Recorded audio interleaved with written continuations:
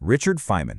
You probably know the name. Nobel Prize-winning physicist, sure, but also a bongo player, a safecracker, just one of the most incredible scientific minds of the 20th century. But today, we're not just talking about the man himself. We're going to dive into the story of his most ambitious experiment. And nope, it had nothing to do with quantum physics. It was all about the simple, sometimes frustrating, but totally profound act of teaching. All right, let's get into it. So, picture this. It's the early 1960s at Caltech. They're getting the smartest kids from all over the world.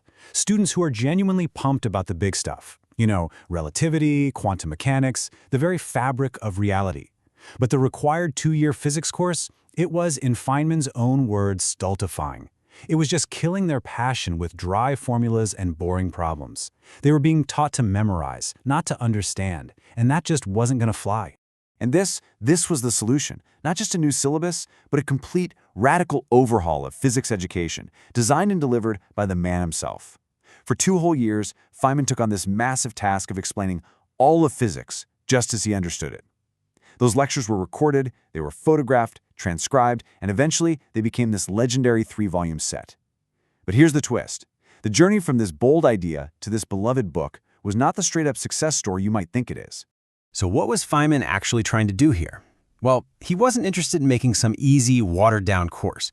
His goal was way more specific, way more audacious. He wanted to design a course that would save the more advanced and excited student.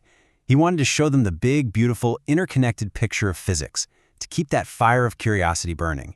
He wasn't teaching to the middle of the class, he was aiming for the top. I mean, listen to that. This quote just lays his whole strategy bare. Most teachers want every student to get everything, right? Feynman did the exact opposite. He intentionally packed these lectures with so much depth and so many connections that it was impossible for anyone to get it all in one go. He wanted to show them just how vast the subject was, to inspire a little awe and make them want to dig deeper themselves. So how'd he pull it off? First, he just tossed the old textbook order out the window. Instead of this rigid, step-by-step history lesson, he presented physics as this living, breathing thing. He'd show how one idea, like conservation of energy, would pop up over here and then reappear in a totally different place, like quantum mechanics. He was building this simple, central core of ideas they could all hang on to. But then he'd surround it with these amazing fireworks of advanced stuff, just to keep them exciting. On paper, it sounds incredible. I mean, can you imagine being in that room, watching a genius unpack the entire universe right in front of you?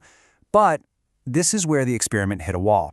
Because what happens when a brilliant explanation is still just too hard to actually use? This is where the story gets really interesting. Now, for a handful of students, the lectures were everything Feynman hoped they would be. Years and years later, they'd remember it as this totally transformational experience, almost like going to church. They felt like they were seeing the world through a master's eyes, and it literally changed how they thought about science forever. For them, the experiment was a huge success. But then there's the other side of the coin. For most of the students, the whole thing was deeply frustrating. This quote just nails the problem perfectly. In the lecture hall, Feynman's energy and his genius made it all seem so clear. But then they'd get back to their dorm rooms to do the homework, and poof, the logic was gone. They couldn't make the same intuitive leaps he did. The brilliant explanation turned out to be, basically useless. And what's wild is that Feynman knew it. He personally considered the live lectures a failure. He saw that students stopped asking questions, which is always a bad sign. Looking back, he felt like he'd just flown too high and left most of them on the ground. He had this amazing concept he wanted to teach, but he failed to explain it in a way his audience could actually grab onto and use. He saw the gap in his own teaching. So, wait a minute. If Feynman himself thought the whole experiment failed, how in the world did it become one of the most important educational legacies ever? Well, the answer is all about turning a fleeting performance into a permanent tool for learning. You see, the books, they solve that Sanskrit outside problem. The very thing that made the lectures overwhelming in real time, their density, their richness, made the books an incredible resource. Now, anyone could just stop, reread a tough passage, really wrestle with an idea, and work through it at their own speed. The books let every single reader go through that process of deep learning for themselves, to read it, try to explain it, find where you get stuck, and then go back until it finally clicks. And the story gets even cooler. Because the books were put together so fast, the first editions actually had hundreds of little errors.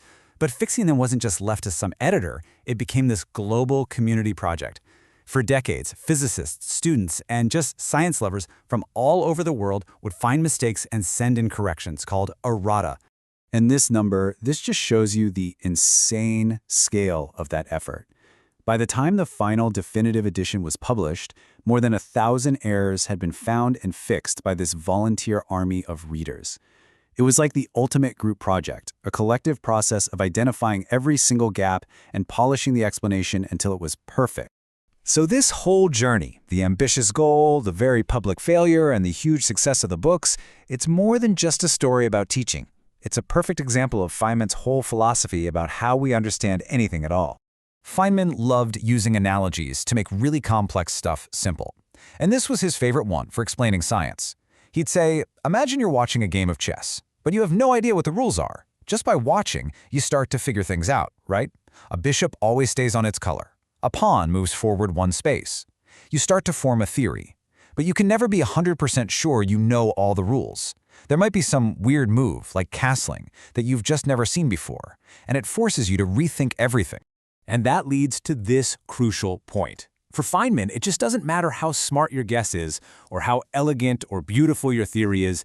The only thing that matters is checking it against reality. Experiment is the one and only judge. Your brilliant explanation has to match how the pieces actually move on the board. That was the foundation of his entire worldview. Which brings us to a final story that just ties this all together perfectly. Remember those 1,000+ corrections to the books? Well, only a tiny handful were actual errors in the physics. And the story behind one of them demonstrates the most important lesson Feynman ever taught. So there was a student, Beulah Elizabeth Cox, and she was taking a physics exam. She answered a question using information she got straight out of the Feynman lectures. Her professor marked it wrong. So, understandably frustrated, she wrote a letter to Feynman himself, basically saying, hey, I just trusted your book. Feynman's reply, it's a total masterclass in scientific honesty. First, he told her that her professor was absolutely right to fail her. Ouch. Then he laid down this fundamental rule. The whole point of science, he explained, isn't to just believe what some expert tells you. The point is to understand the logic and the evidence for yourself. Don't trust me, the Nobel laureate, trust the argument. And here it is, the punchline. The intellectual honesty here is just breathtaking. He freely admits, I made a mistake, the book is wrong. No hesitation. But then he turns it right back on her. And you goofed too for believing me. He's telling her that her real mistake wasn't getting the physics wrong. It was just blindly trusting an authority, even a brilliant one. True understanding means you have to do the work yourself. In the end, Feynman's grand experiment taught us a lot more than just physics. It taught us how to learn. It showed us that true understanding doesn't come from just sitting and listening to a genius. It comes from the active, sometimes messy, but always rewarding process of trying to explain things, finding the gaps in our own knowledge, and then simplifying our ideas until they're both simple and true. And that leaves us with a pretty important question. What book are you taking on faith? What authority should you be questioning today?